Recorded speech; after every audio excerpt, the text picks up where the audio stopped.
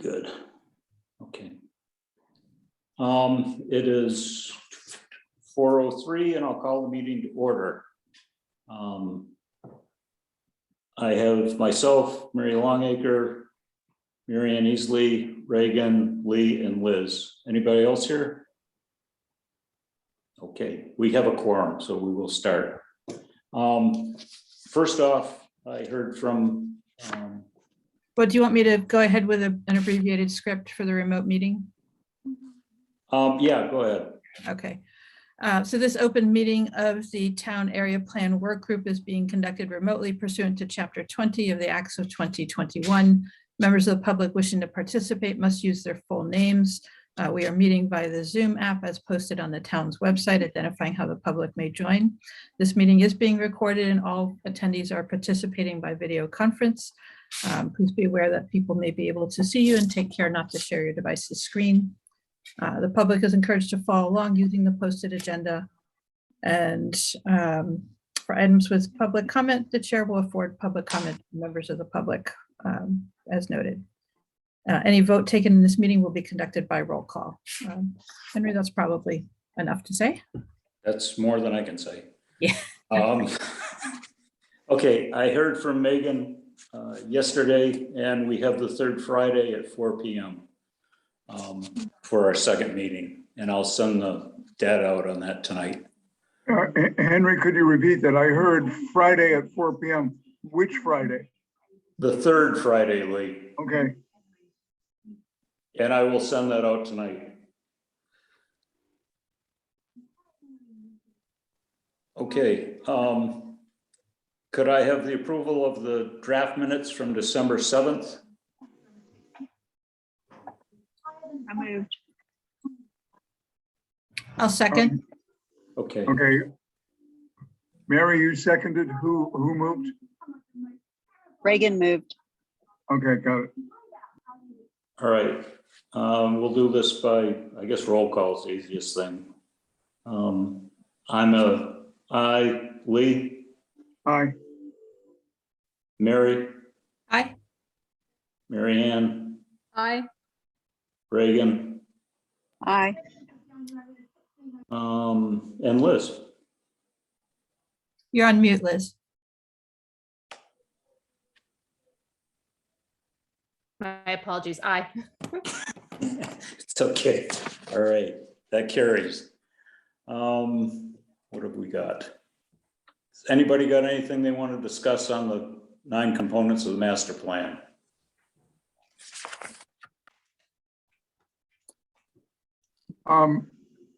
Not to jump in at the deep end, but Mary Longacre and I did have a substantial discussion. However, we didn't make any record of it. So I'm going to bounce some of these things off Mary Longacre. Yeah, I have notes, but not a written record electronically. Yeah. Critically, I think you and I agreed that parking structures are not going to be part of our recommendation. No parking structures, is that correct? I agree with that. No parking Okay. garage, yeah.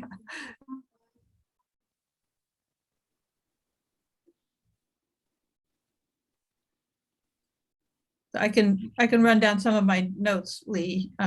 We Yeah, didn't please. necessarily have any more definitive statements past the paid parking structure, but we talked in general about paid parking, signage, trees, bike paths, parking on sidewalks, various opportunities for parking spaces and parking lots. Looking at building in Nantucket in mind, particularly regarding parking. The 6 corners and 5 corners, so-called intersections at either end of Atlantic Avenue, the Bartlett Road intersection at Surfside, which I think is a little bit outside our area, but definitely the traffic there backs up into our area. Questions about what modes of transportation should be prioritized. Some individual questions about one-way streets, whether we would want to recommend any changes from 2-way to 1-way. And what generates the traffic? Is it short-term shopping? Is it through traffic? Is it workers coming to work? So we talked a lot about parking, I would say, and general transportation issues. But just getting, some of the issues out to find out what was on our minds at this point. So right at the moment, I'm in an apartment on Richmond Hill in London. And you don't need to know about my travel and my vacations. However, there was a note from Richmond Council saying, please be advised, we have removed the parking, the pillars, the devices from which you could pay for parking, because almost everybody nowadays pays for parking through their telephone. And that's an indication to me of how the technology is changing, and not hypothetically, but actually. By the way, the pound is $1.35. It is £5 per hour to park on the street if you don't have a resident permit. A lot of the streets from 8:30 to 6:30, if you don't have a permit, you're illegally parked. But it's for an area that's very crowded with cars and yet protective of its streets. It's an indication of some of the things that we could be considering. Mary, did we talk about applying permits as we have for resident permits outside of the downtown for being able to park downtown? You and I didn't talk about it, but we can certainly add that to the list. And I wonder, do other people have transportation and circulation questions or issues that we should add to the list as well? I have a question about what you've talked about. Is there fear of a parking structure within the area that we're looking at? Because I thought our area did not include the harbor and downtown.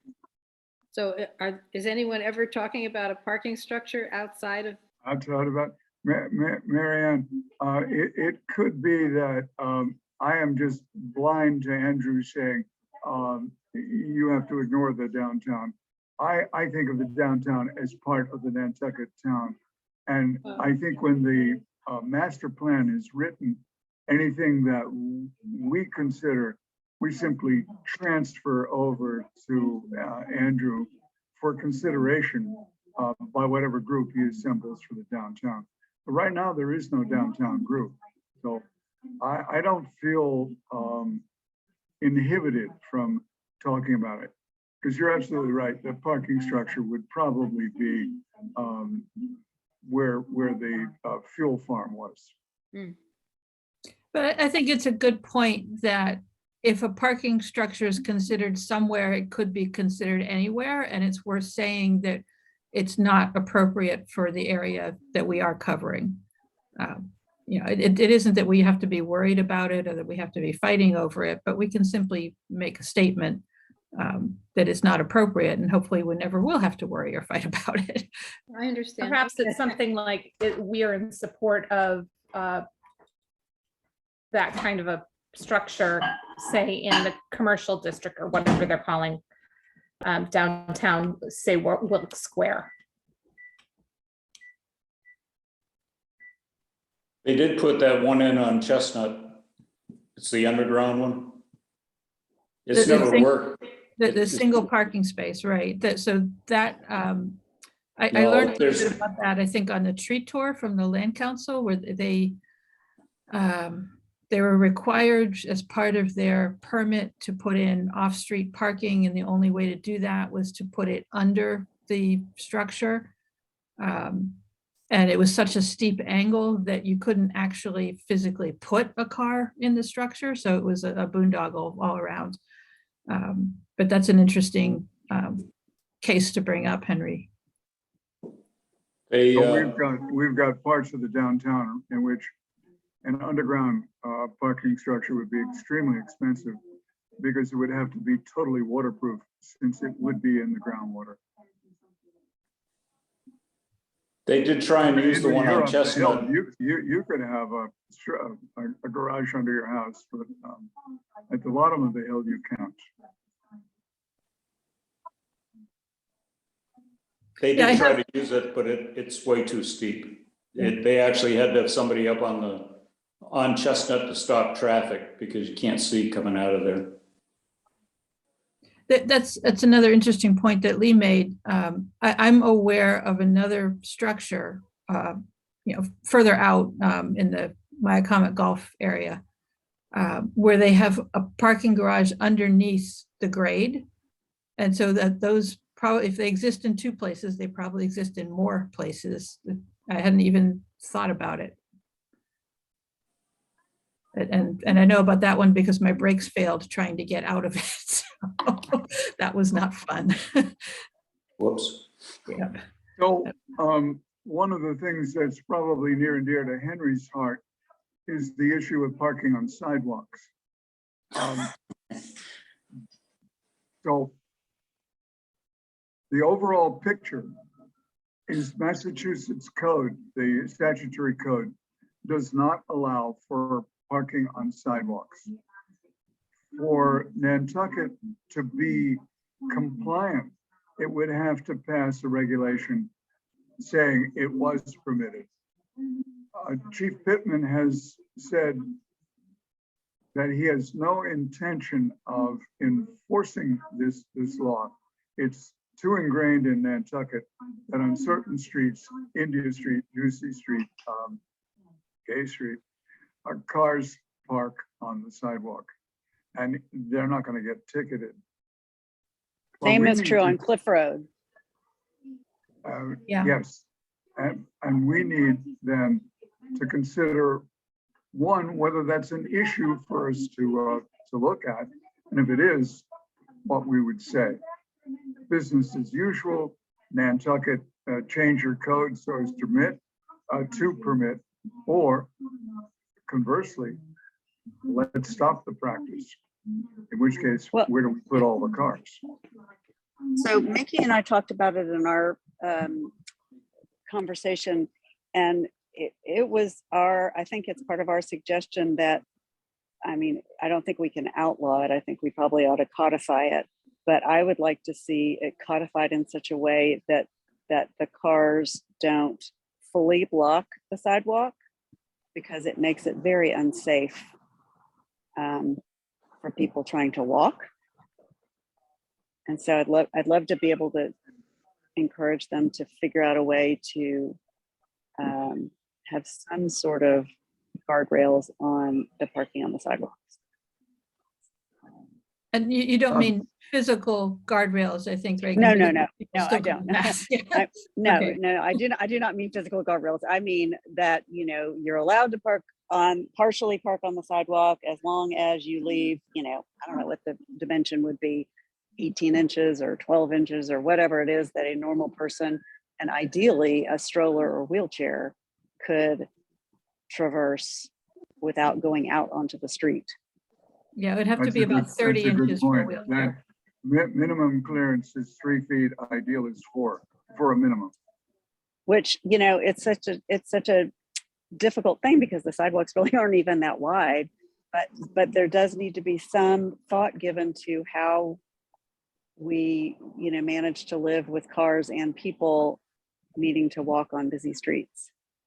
So as a tangent to this discussion, the Committee on Roads and Right-of-Way is on record as telling or suggesting to the Planning Department that there are 6 streets on Nantucket that really, really need improvements to their sidewalks, or call it a multi-use path if it's to include bicycles and strollers. And Cliff Road is one of them. There are 4 of the 6 that have progressed to the point that they're well-written designs. Are they shovel-ready? 3 or 4 of them are. The town just needs the will to start working on them. But we need to move on Cliff Road as well. There's a huge gap where people are forced to walk on the road. So Lee, if we have plans written and practically shovel ready, then I think it should be stated in the town area plan that those are a priority. I mean, Yes. if they're languishing, let's put some language in to say, hey, pay attention to this. But maybe you can send some more specifics, at least to me, or we can write them into whatever our final report is about what those plans are, but that's good to know. Lee, did you I'll send consider a weight? mem- Henry? Did you consider weight on the sidewalks? Like across from me, a truck came through and actually collapsed one of the water meter covers. That's cast iron. I understand your question, and I'm thinking both as an engineer who has taught road design for heavy vehicles.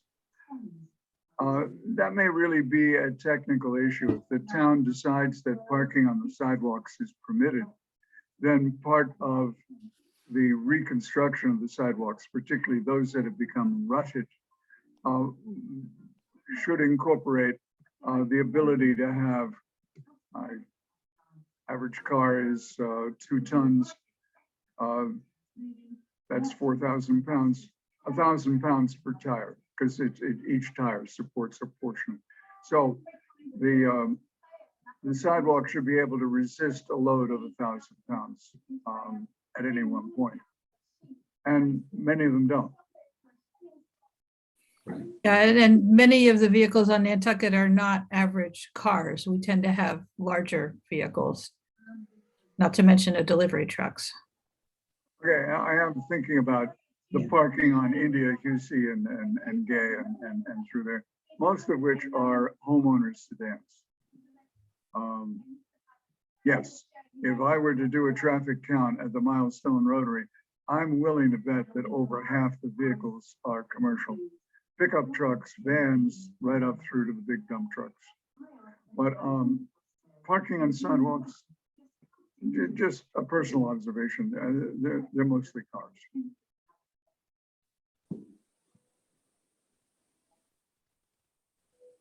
Any other thoughts from other committee members about traffic and circulation issues? We edged on paid parking, Mary, but we didn't get input from others. Business as usual, which includes parking restrictions, some areas 30 minutes, some 60, some 120. Or only those people who have paid for a parking permit may 30, 60, or 120. Or anybody who wants to park has to pay by phoning in their credit card number.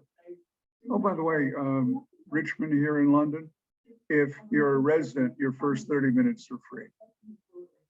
Just because that's been talked about for Nantucket as well. I don't want to take up the entire hour with parking, but it just hit me. This is an opportunity for me to get some feedback on a parking proposal that I sent to town administration.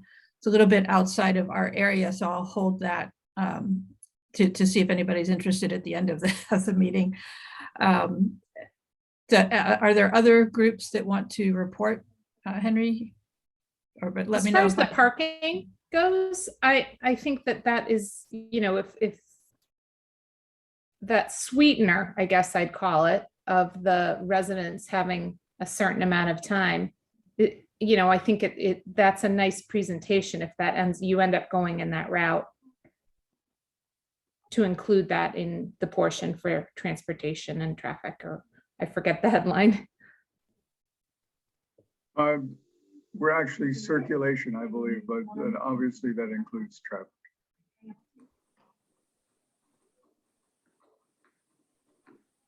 I'm happy to just give a little recap report on land use. I think so much of last meeting was discussing the zoning and such. I did send a little bit of a update, and I certainly don't want to take up much more time because that was a significant portion of last meeting. But I will say that where our minds are going is to start drafting those areas where the zoning changes may be in the town area. So in a highlighted version to present, and then working on language that would be appropriate for suggestions maybe, and then we can fine tune. So that's kind of where we are.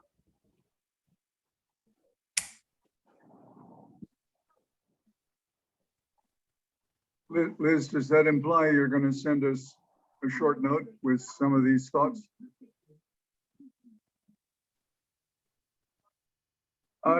Luckily, you've muted yourself, so we couldn't hear you. I sent it to Henry, but my apologies. I'll send it to everyone so that you can Okay, review, but it's well- really a recap and, you know, those are the other bullet points, and I'm happy to include that in there as well. Okay. Thank you.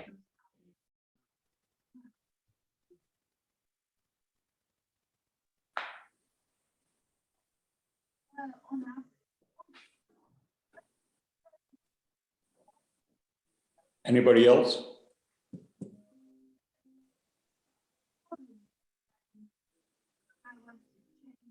Henry, what was your area?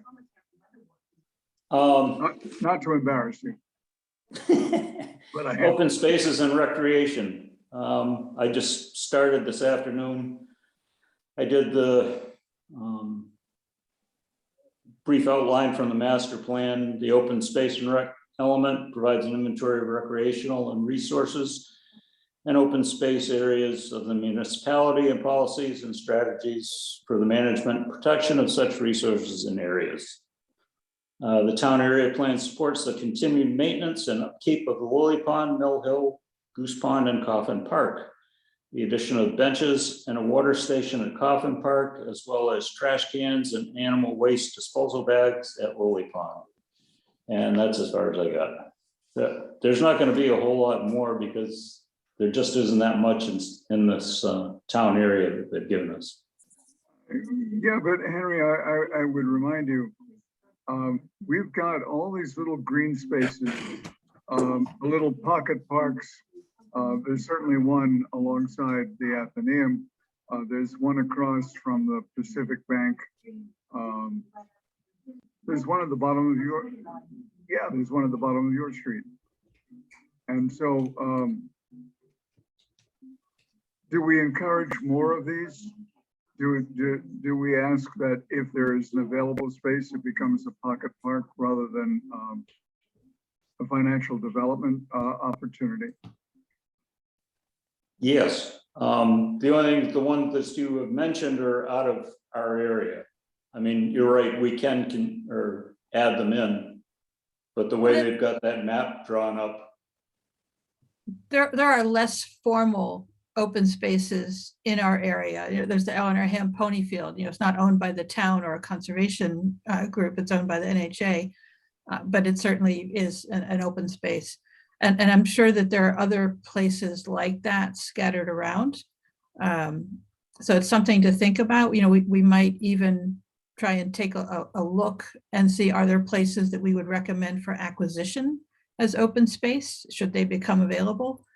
You know, some of the separate lots, there's the lot next to the Silver Street parking lot that has gotten some discussion, for instance. You know, should it be more parking in that space? Should it be acquired for affordable housing development in that space? You know, I don't know what's available.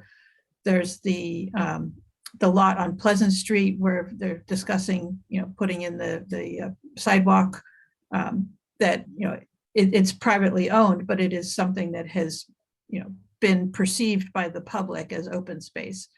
You know, so there are a lot of areas like that we could think about to say. Mary, I'll add the rather spacious but less well-known parking area on Cherry Street. So the Silver Street lot is visible because you can see that from Pleasant.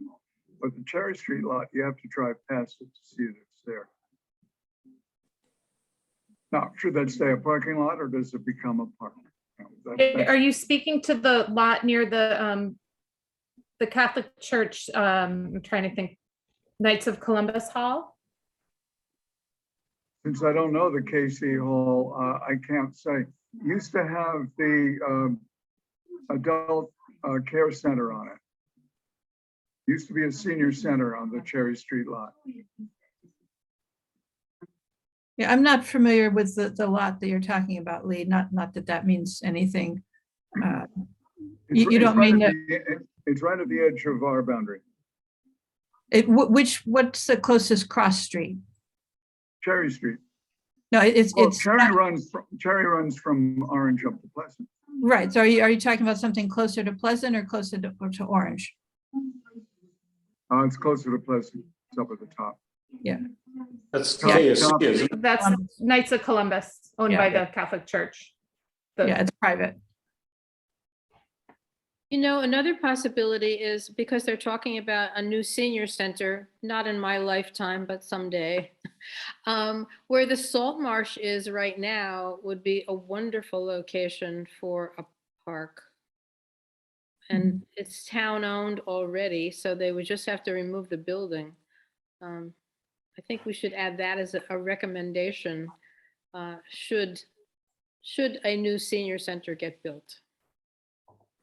You open up an interesting discussion, also known as a can of worms, and that's the site of the current Our Island home. Well, I think they're talking about possibly moving the senior center to that location. Agreed, but it still can be made. There could be a into- park attached to it. That's correct. There's plenty of space Exactly. there. Yeah. Yeah. So If I may, oh, pardon me. Go go ahead. ahead. I have to say, I feel as though there's a great deal of overlap, in my opinion, between natural and cultural resources and open space and recreation, in my mind.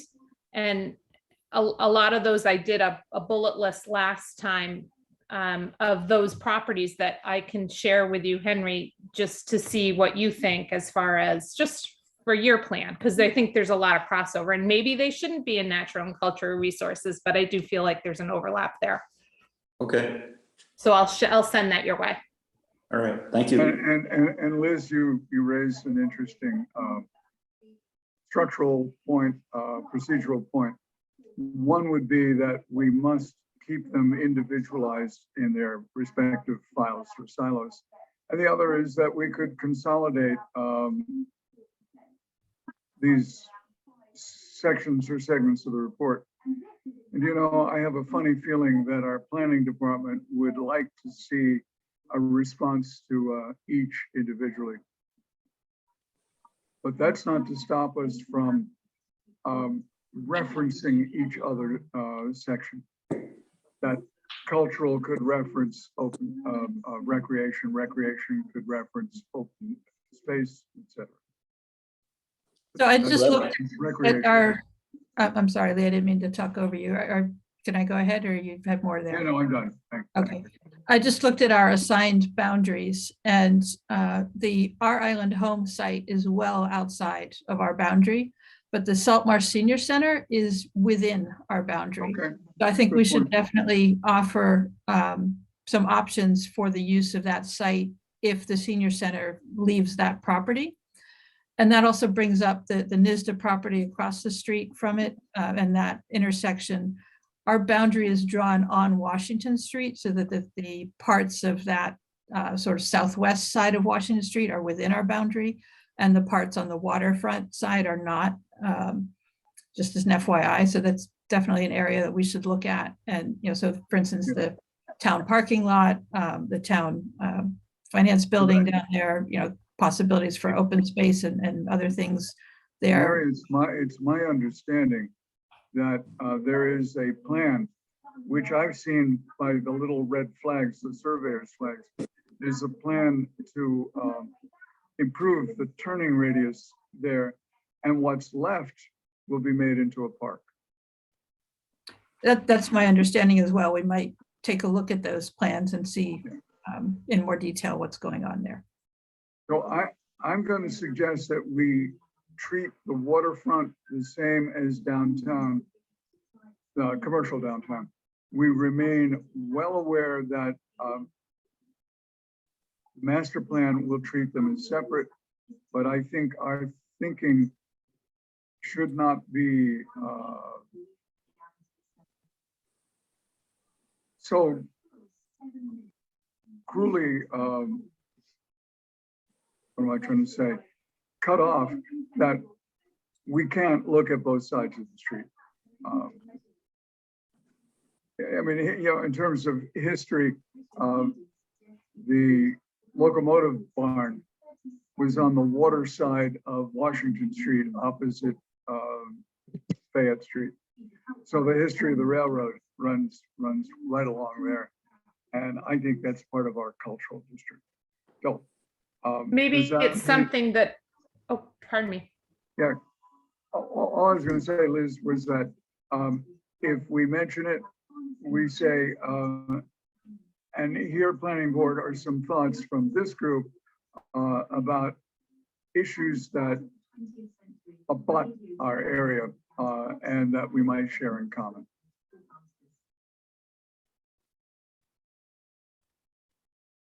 Makes sense.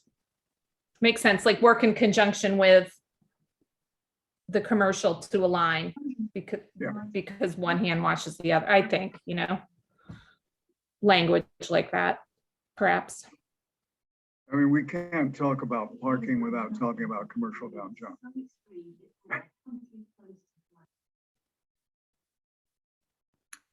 Lee, one of the things that we had mentioned in our discussion, if you'd like to elaborate a little bit on it, and that is Stone Alley. The map that we have has a sort of strange little carve out that, so it looks like at least half, maybe all, it's hard to tell, of Stone Alley, but it might only be half, is within our boundary. And certainly, you know, if any of it is, then we can talk about all of it. But you mentioned the town taking Stone Alley, and I thought it already was town property, so No, as far as I know, it is still privately owned, but the town has a recommendation to take it. And it's my understanding that it was working its way through town council. Ownership, making sure that any taking and then reapplication, the way the town deals with a privately taken way is to take it, make it town property, and then to convey each half of the way to the abutting owner, imposing an easement over the top of it. So now we have public access and we've cleaned up the ownership issue.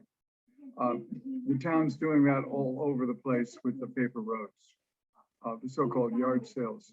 Wherever there is evidence that that paperway has been used as a pedestrian way, an easement, a traveling easement, 4 feet, 8 feet, whatever appropriate in width, is applied to that.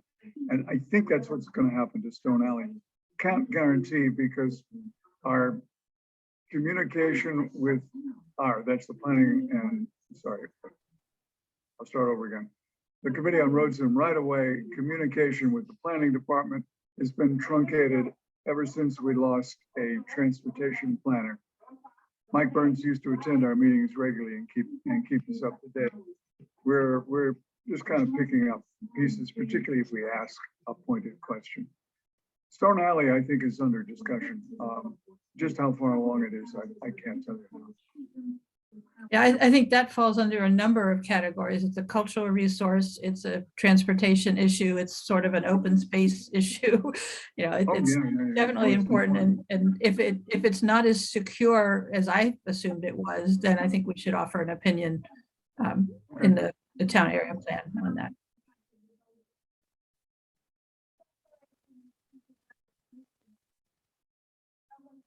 What do you think of bike paths?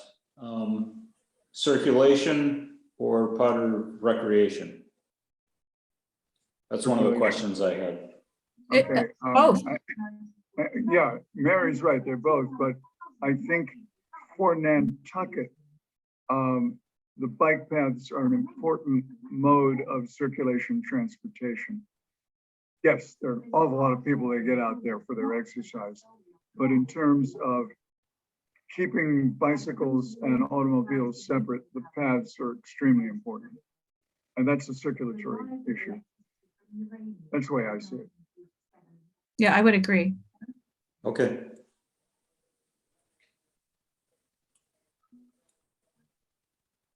Anything else?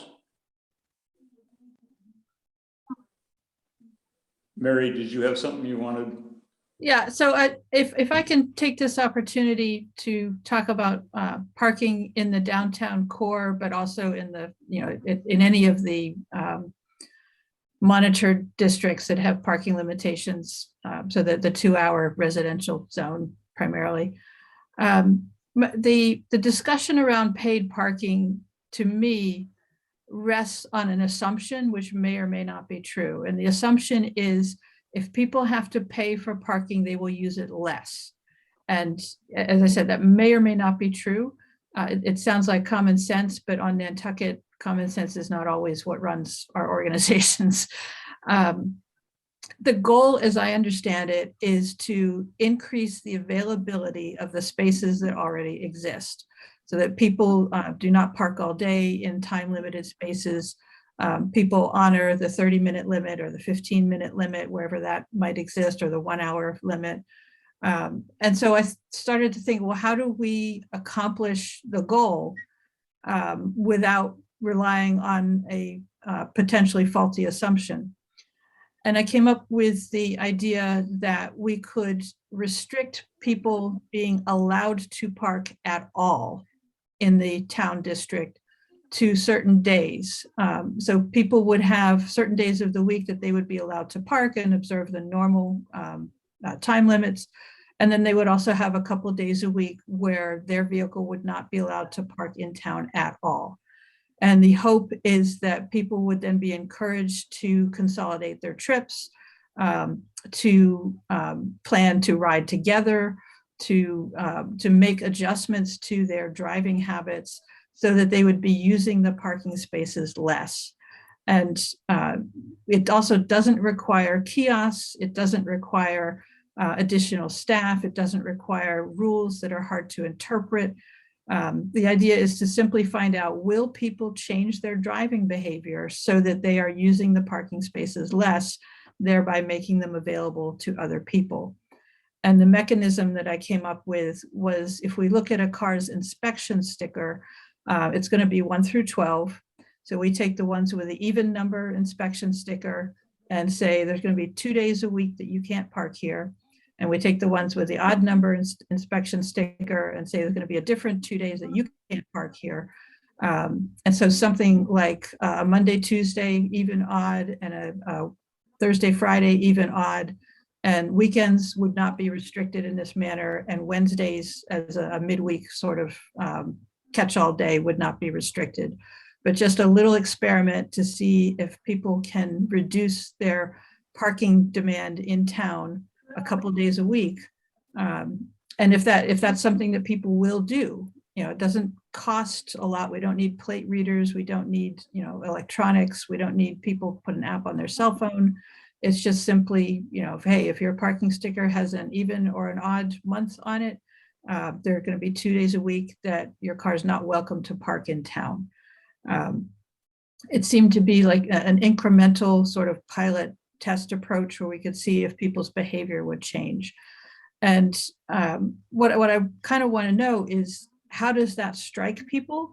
Do you think that people will, and using yourself as an example, would you be able to not park in town 2 days a week during the week? I'm just kind of curious to get some real world feedback on that concept. And if you have any questions about how it works, I'm happy to elaborate. This is Reagan. I will be candid. No, I got to defer to Reagan. I was just gonna say, it's a little bit of a moot point for me because I can usually walk to town, but I'm not opposed to the idea, except to say that in order for it to be effective, I think we'd have to have enforcement at some level. Oh, yes. Yeah. And so there would be yeah. So fine, sir. But thank you. Yeah. What do you do Mary Ann- about the Mary Ann businesses? shared this with me. I'm sorry, was that you, Henry? Yeah, I was just gonna ask, what do you do with the businesses? So for the pilot, businesses would not be affected. So commercial plates would not be subject to this. And yeah, again, this is not designed to be a solution. It's designed to be a pilot, an experiment to see what people will do. And it's primarily people coming into town to work and for errands that would be to work at a location in town, not to do construction work or deliveries or commercial activities, but people parking their personal vehicle because they have to spend 8 hours a day in town. So the idea is Mary, just what those people will do. and just point of clarification, aren't you talking about the streets that lead into downtown that are mostly residential? We're not talking about the actual business district, No, I'm right? talking about the actual business district. That's where the town Oh. wants to focus its paid parking effort. But the 2-hour district would also have to be included because we don't want to just push people away from the town core and into the 2-hour district. So it would Yeah. work the same as it does now for people who reside in that district. Their sticker would exempt them from these parking restrictions in the 2-hour zone, but not in the downtown core where their permit doesn't have an effect anyway. So it would have to, as a practical matter, would have to apply to all of the time limited parking downtown. My one question would be, how would you communicate this to visitors, short-term visitors, in terms of how that would be a question? The approach, we would have to go through the realtors who are making the bookings for rentals. We would have to hopefully have some public awareness on this High Line and the Steamship Authority, and at the airport, all of the ports of entry to help people understand this. And yes, I mean, that's a challenge for any restriction. So there would probably be some signage, might be as simple as putting a sticker on the existing parking signs saying, group A can park, or can't park on Monday and Thursday, and group B can't park on Tuesday and Friday, whatever it turns out to be. And for more information, maybe a QR code on the sticker, but yes, the communication with any parking initiative is a challenge. I like the simplicity of it. Yeah, that's what I was going for. I read the parking proposal from almost 10 years ago, and it was so complicated about how much free time you got and when the parking restrictions were in effect, only certain hours during the day and only certain days during the week. And I was like, I just wouldn't go into town. And that's when the light bulb kind of hit me. Well, what if I just didn't go into town?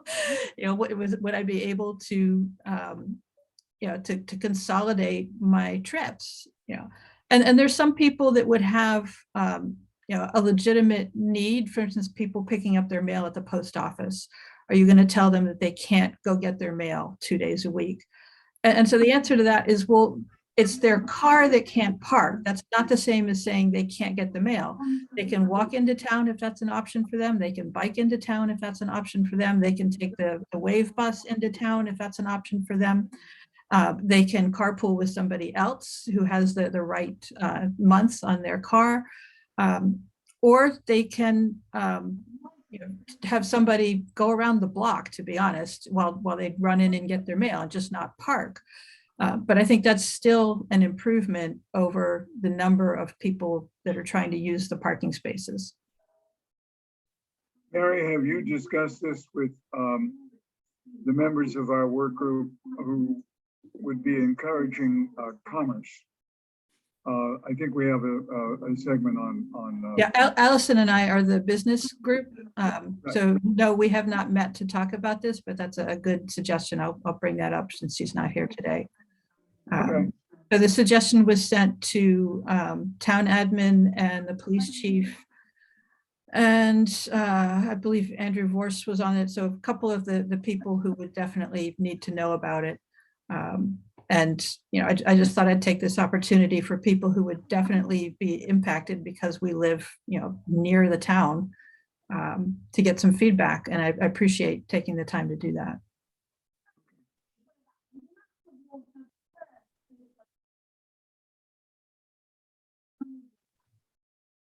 Well, I will try and capture some of this into notes. Mary, may I ask you to convert the scribbles into something you can send me electronically? Yeah, I will. Okay, thanks. And we'll include it. That does mean that you have the time that you need. Therefore, these notes won't go out to the group for a few days. Probably before I travel back to Nantucket, which is Monday coming up. I'll plan to get this to you by the time that you come back, but not in the next couple of days because I'll be working. Okay, I'll work on my side of it. Nothing will go out. The one thing that will go out is a copy of the roads and right-of-way memo to the town with respect to the roads that need sidewalks.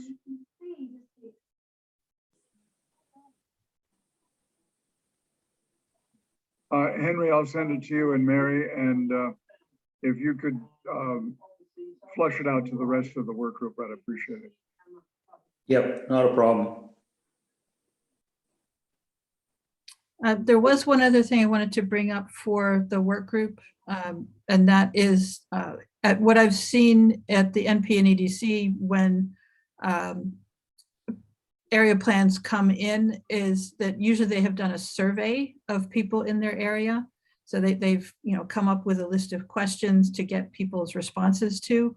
And I think that would be very valuable for us to consider because there's such a variety of people in our area and such a large number. It would be good to have much more public support for some of the ideas that we might have.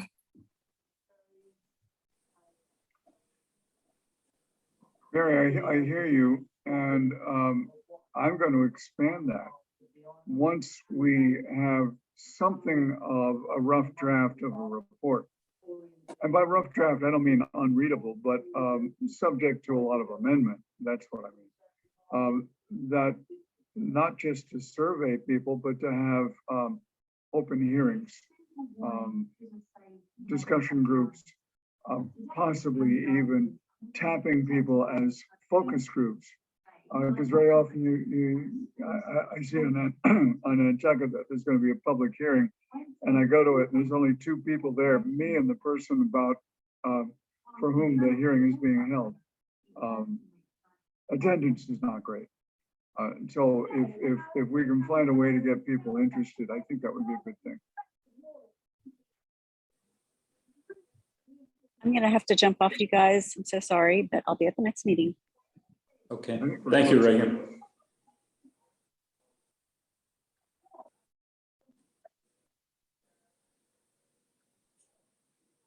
Has anybody got anything else?